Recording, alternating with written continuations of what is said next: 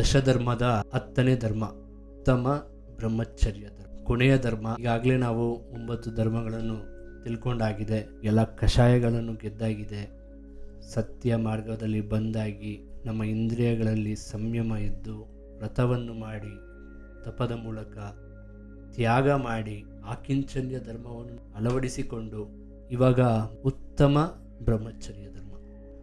ಬ್ರಹ್ಮಚರ್ಯ ಅಂದರೆ ಯೂಶಲಿ ಎಲ್ಲರಿಗೂ ಬರೋಂಥ ಥಾಟ್, ಮದುವೆ ಆಗದೆ ಇರೋದು, ಸನ್ಯಾಸತ್ವವನ್ನು ಧಾರಣೆ ಮಾಡುವುದು ಅಂತ ಇರುತ್ತೆ. ಅದೊಂದು ಅರ್ಥ. ಆದರೆ ನಮ್ಮ ಜೈನ ಧರ್ಮದಲ್ಲಿ ಅಂದರೆ ಆತ್ಮ, ಚರ್ಯ ಅಂದರೆ ಆಚರಣೆ, ಆತ್ಮನ ಆಚರಣೆ ಮಾಡುವುದೇ ಬ್ರಹ್ಮಚರ್ಯ ಅಂತ ಜೈನ ಧರ್ಮದಲ್ಲಿ ಹೇಳುತ್ತೆ.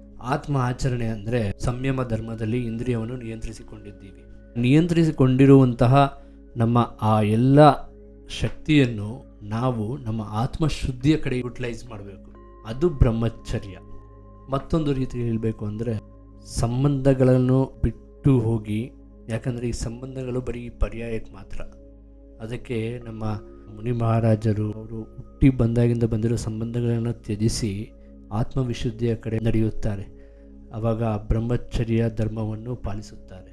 ಅವರು ಮಾಡುವಂತಹ ಉತ್ಕೃಷ್ಟವಾದ ಒಂದು ಆಚರಣೆ 9 ಧರ್ಮವನ್ನು ಪಾಲಿಸಿ ದಶಲಕ್ಷಣದಲ್ಲಿ ಕೊನೆಯದಾಗಿ ನಾವು ಮಾಡಬೇಕಾಗಿರೋದು ಶ್ರಾವಕಿಯರು. ಈಗ ಒಬ್ಬ ಗಂಡ ನನ್ನ ಪತ್ನಿಯನ್ನು ಬಿಟ್ಟು ಬೇರೆಯವರನ್ನು ತಾಯಿ, ತಂಗಿ, ಅಕ್ಕ, ಮಗಳಂತೆ ನೋಡುವುದು, ಅಥವಾ ಒಂದು ಪತ್ನಿಯಾದವಳು ಗಂಡನನ್ನು ಬಿಟ್ಟು ಹೊರ ಪುರುಷರನ್ನೊಂದೇ ಅಣ್ಣ, ತಮ್ಮ ಅಥವಾ ಮಗನೆಂದು ಕಾಣುವುದು, ಇದನ್ನು ಶ್ರಾವಕರಿಗೆ ಉತ್ತಮ ಬ್ರಹ್ಮಚರ್ಯ ಎನ್ನುತ್ತಾರೆ. ಹೀಗೆ ಭಾದ್ರಪದ ಮಾಸದ ದಶಲಕ್ಷಣ ಪರ್ವದ ಈ 10 ಧರ್ಮಗಳು ನಮ್ಮ ಜೀವನದಲ್ಲಿ ನಾವು ಅಳವಡಿಸಿಕೊಂಡು ಆತ್ಮನನ್ನು ಪರಮಾತ್ಮ ಮಾಡುವಂತಹ ಕಾರ್ಯದಲ್ಲಿ ನಾವೆಲ್ಲರೂ ತೊಡಗಿಸಿಕೊಳ್ಳೋಣ.